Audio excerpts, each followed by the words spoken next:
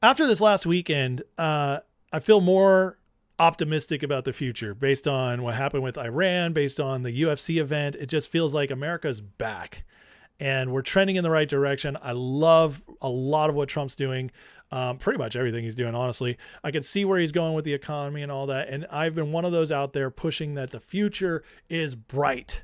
We are trending in the right directions. We are at the beginning of a generational shift. And I believe, friends, that this idea, more and more people are starting to see it. And Cynical Publius, who's one of the best follows on X, just a great thinker, former military, wrote this yesterday, said something miraculous is happening in the USA and the world thanks to the World Cup and USA's 250th. I'm not sure quite what it is. I have to give it more thought.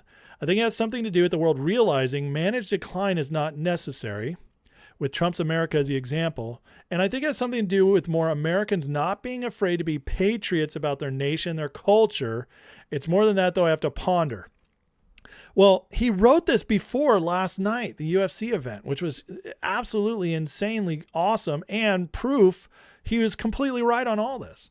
As it's estimated over 100 million people watched last night and saw people being unabashedly patriotic, unashamedly pro-USA, unashamedly masculine. It was wonderful, and it was exactly what we needed to infuse back. Unashamedly celebratory. No more feeling guilty for being America. Just embracing it and embracing our traditions and what we love about this country. Now, this is kind of an idea of what, as Publius says, like more is coming, but look at what's already going on. This is a great list by this unseen account. It says doomers must have mental whiplash at this point. China kicked out of Panama, Venezuela secured and friendly without a war, EU and Canada whimpering like babies, no Russian tanks across Germany or Europe, no World War III, China in deflation, Taiwan still free, Gaza ceasefire, Israel standing, BRICS on the back foot, right-leaning governments being elected across Central and South America, Iran military defeated, men who ordered deaths of thousands of American soldiers in Afghanistan and Iraq sleeping with 72 goat virgins, straight opening up, no forever war in Iran, no boots on the ground, no U.S. recession, gas prices falling, oil falling, jobs expanding, flyover country booming, lower taxes, secure southern border, deportations continuing, no empty shells or empty oil tanks, SPR isn't dry, barnacles didn't end the world, trade continues with tariffs, fraudsters arrested, millions no longer on food stamps, redistricting, GOP tightened up midterm, Trump in office, ICE and Border Patrol fully funded, stock markets at record highs. Do I need to go on? There are about 100 more domestic policy I could list, and it hasn't even been 2 years. I love this. It's absolutely true. Not enough people are celebrating the wins enough. This is enough. He didn't even I don't think he put the lower drug prices in there. I mean, there is so much that's happened that this has already been the greatest presidential term in modern history. And it's been 15 months. No, 17 months, 16, 17 months. And this is the greatest presidential term in modern history, maybe in history period so far. So what we're seeing, guys, is all the dooming, all the like Trump sucks, all the like we're not seeing it. Listen, you can't win this much, and there not be counter effects down the road. See, all of this will lead to more and more results, which means we're going to get richer. Our country will get richer, which means we'll get richer. Our country's going to get safer. The world's getting safer. Goods will get cheaper. More opportunities are going to open up. That is all going to happen because all this has happened in rapid fire succession so fast that, yeah, we haven't seen all the after effects yet. But just wait, it's coming. And this is why we're headed in the right direction. Now, I've showed this with the UFC thing, but I wanted to show kind of like what, more of just at UFC the other night, there was a double rainbow. Well, guess what? There was also a bunch of rainbows on Friday. And here's a beautiful picture of it. This is all over Washington, D.C., the White House. And I feel like from a faith perspective, I just think God is shining on the nation at this time. And he's making promises to us that things are about to get better. Here again, this is also from the 12th. So rainbows all over on the 12th and on Thursday, all over Washington, D.C. And then we got the double rainbow, same day. Double right there, I mean, just gorgeous, gorgeous stuff. And if anybody is a person of faith like I am, we know that God likes to speak through signs in the sky. The original rainbow was a promise. I will not destroy the world again in the same way. So you never have to worry when it rains. You never have to worry that this is going to happen to you. You get to go on about your life and be safe. That's the original sign of a rainbow. Well, rainbows coming over our capital multiple times, double rainbows in this turbulent weekend where we signed the Iran deal, where Trump has the 250th UFC fight on his birthday and on Flag Day, which is Trump's birthday too. Crazy. And it just tells me, guys, that there is favor shining back over our nation. We are not heading backwards. The rainbow is a sign of God's favor, not a sign of judgment. Now, with all this going out there, we have the World Cup going on, and Europeans are now in America, and they're learning that they have been lied to about our country and that America's actually great. Here's one of my favorite mixtures of a bunch of Europeans discovering the greatness of America. And I just want you guys to watch this because these are influencers and this will spread. And guess what? People who see this are going to want it back in their countries too. This is how you beat the deep state. You defang the media operation. You defang all the psyops. And that's what's happening right now. In America, we're already getting it. But in Europe, they're starting to wake up. Watch this.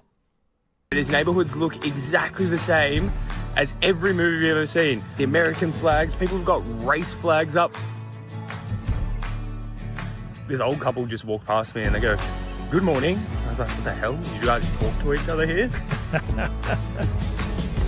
Like, this is a high school stadium. What? Look at the amount of seats in this place. Do they actually fill these stadiums? Like, do people actually come for the games and actually fill these out? Because that's honestly mental. Like, that is crazy. There is a ton of seats in here. If this was England, it would literally be like on a little park field with dog shit everywhere. Guys, no fucking right now. If we had Chipotle in Australia, I swear to God, I would be there every single day. It is so good. Guys, Guzman needs to take notes. Like, Mad Max needs to take notes. like what is in this crap? Actual crap. It's just incredible. Absolutely incredible. There really is. Like no other. I honestly think unless you live in America or unless you visit here, you can't really comprehend how nice these areas are. About to have my Alfredo fettuccine. Holy fuck. What? And that's the best pasta I've ever eaten in my life. Thanks. WTF. That's the best pasta I've ever had. I love it here. Holly. That was the best day of my life. I just want to say, if you think Olive Garden's the best pasta you've ever had in your life, your pasta sucks. And that's not even a knock on Olive Garden, but Olive Garden is by far not the best pasta there you can get. So, I mean, look at these people though. These are leftists, like UK people, other, foreigners from Europe, mostly. But this is why a lot of people are lefty or think they are, because they haven't been exposed to the better side of things. And then once they're exposed, they start realizing, oh my God, this is a better way. This is great. It's so simple, but so true. Life. Best restaurant ever. 10 out of 10. Wish I could go back every single day of my life. A beige food girl's dream. Like, that's got to be that one. All of them. They're so beautiful. Everybody's so friendly. Southern hospitality.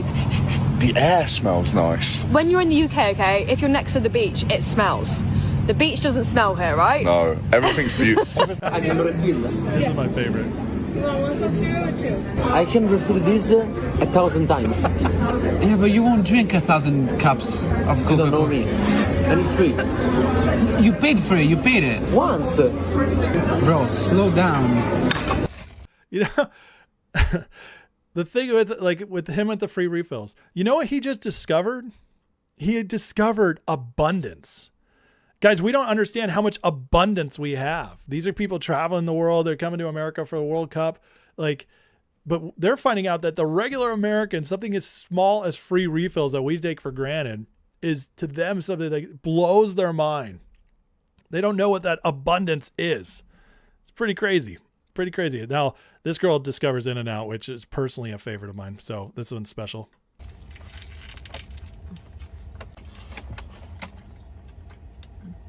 It's the best burger, honestly. She's it's right. So good. In-N-Out is the and best. then I also got I'll fight anybody who says the otherwise. animal style fries and the diet lemonade for balance.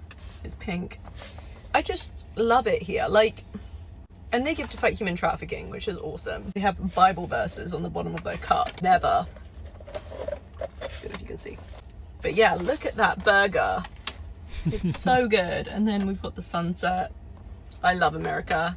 I can never leave. I cannot live without this food. I've been back home in the UK. I haven't felt like myself, which sounds so crazy.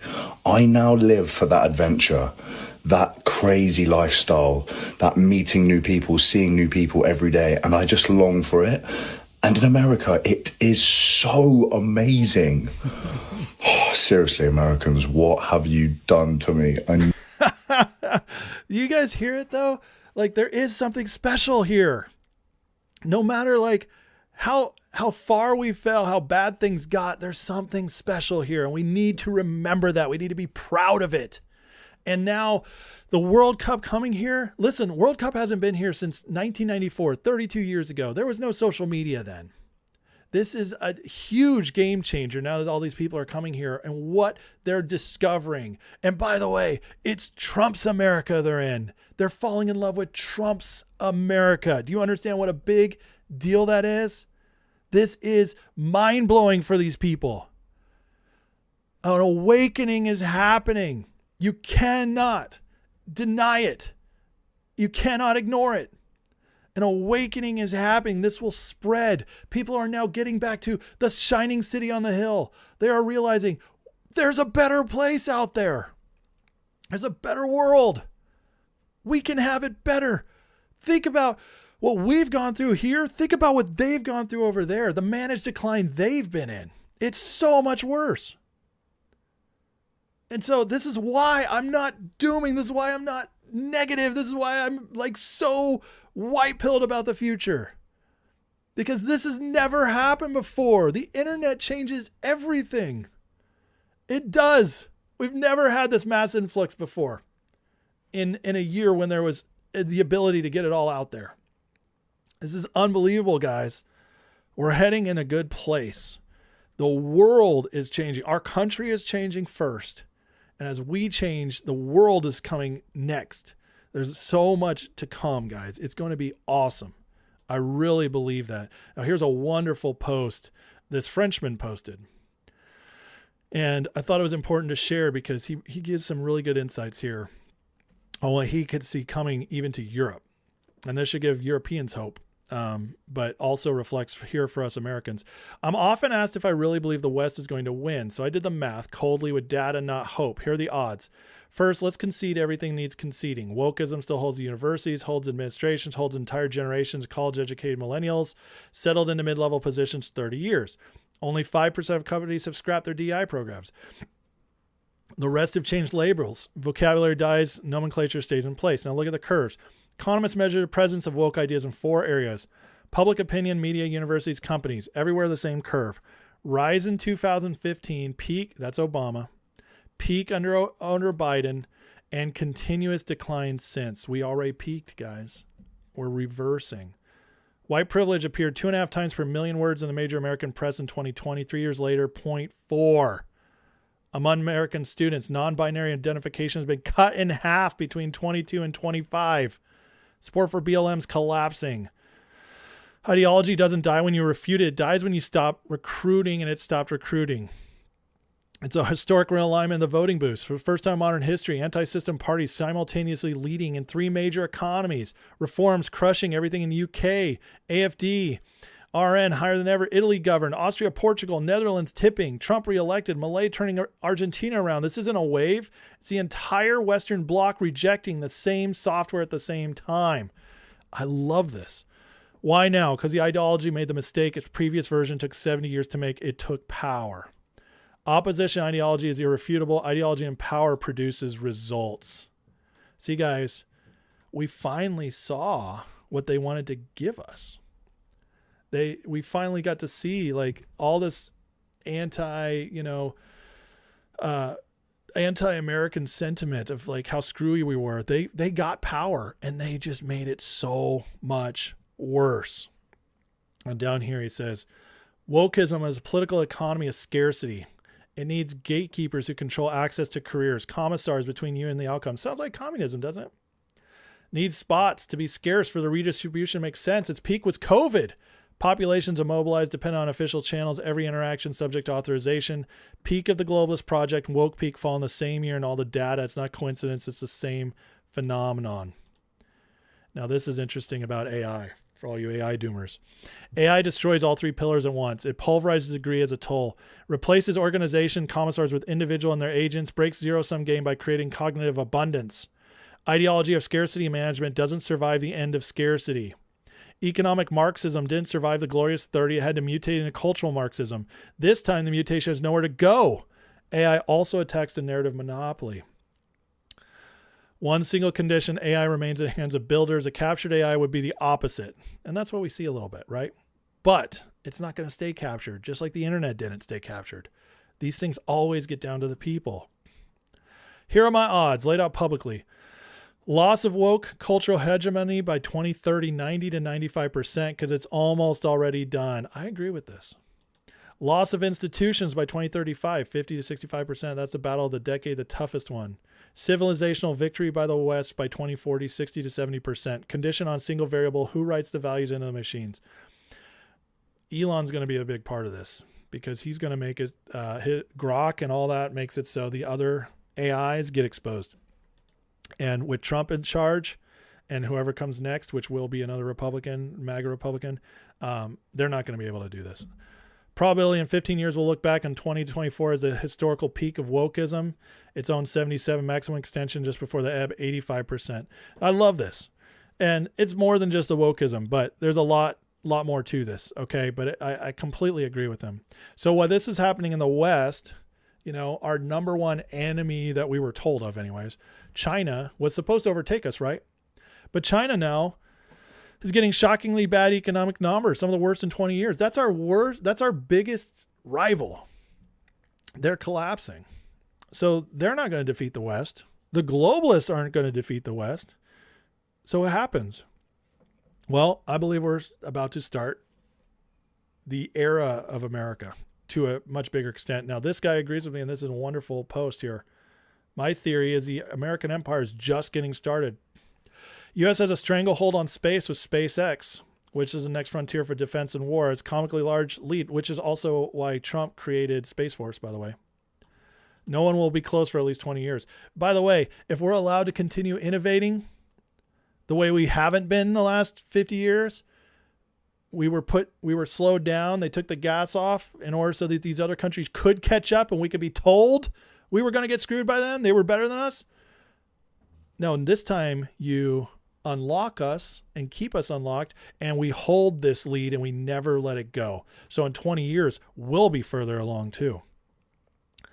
It's the leading power in AI by far, in models and chips. China's catching up fast, but the U.S. has an inherent mechanism that will increase the likelihood of winning in the end. Free market plus capitalism plus free speech.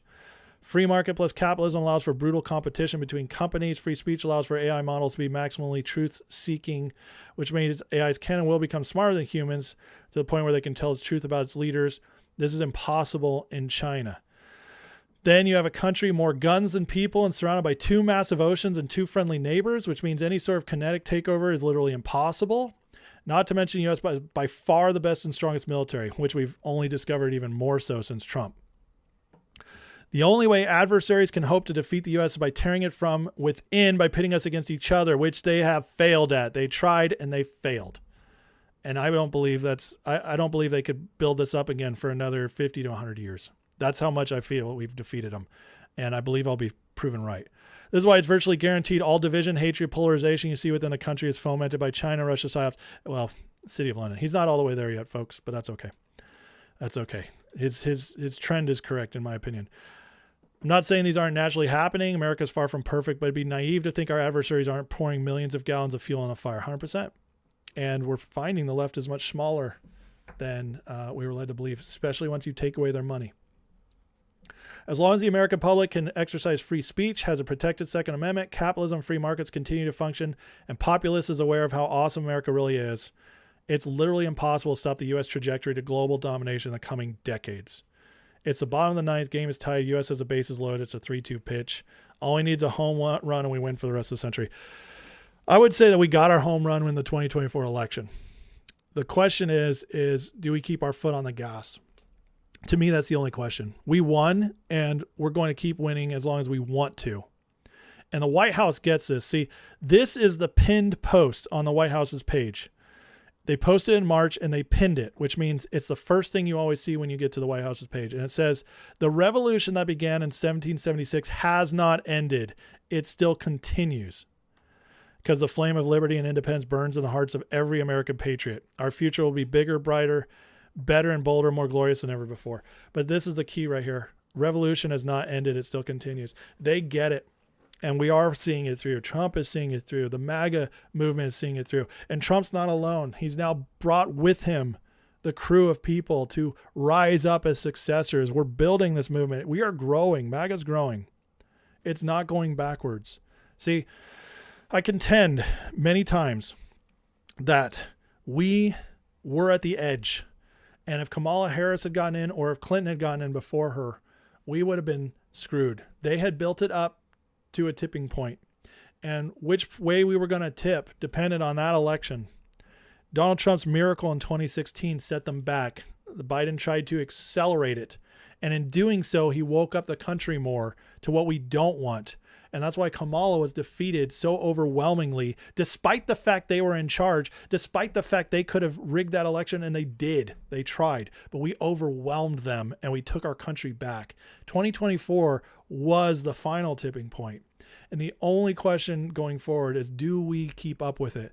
Do we take our country back? Do we, me and you, do we step up when there's a school board opening, when there's a city council opening, when there's a mayoral opening? Do we do our local politics? Do we keep voting? Do we teach our kids politics and religion again? The most important subjects that everybody said don't talk about.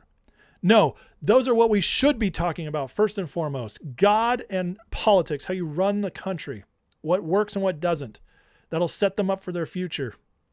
Talk about what matters. Do we do that? Are we willing to no longer let them dictate the terms? Are we willing to be offensive and bold, but still loving and gracious? Are we willing to build great things, or are we going to step back and say no? Are we going to step back and say, no, all I care about is myself? Oh, I'm just waiting for Jesus to show up. Hey, how's that worked for you? People have been doing that for 50 years. And while doing it, they just let the country go away from them. I've been hearing it my entire life. I was born in 1983. My entire life, I've heard, what's the point? Jesus is coming back. What's the point? Jesus is coming back. Shut up. He will come back someday, but not that we don't care. I mean, we care that he's coming back. We shouldn't care as far as how we act in the world. We have to fight. We have to work. We have to leave something behind for our kids, our grandkids. Because the proverb says a good man does that, which means if you don't fight for the future, you're not a good person.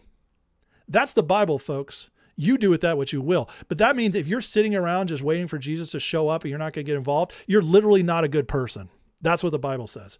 So I'm saying we won and we will win. And the best is yet to come. The world is getting better. We are at the precipice of greatness.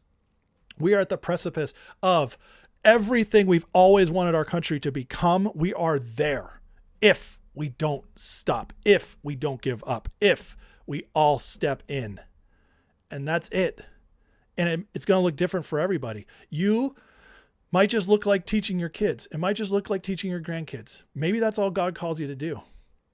Or maybe he calls you to something else and maybe you just didn't want to do it. Well, now it's time. No more excuses. No more excuses. You might be called to serve for 2 years or 20. You answer that call because we let this happen on our dime and God gave us our country back.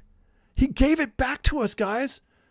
He gave it back to us. He's smiling at us right now, saying, take it.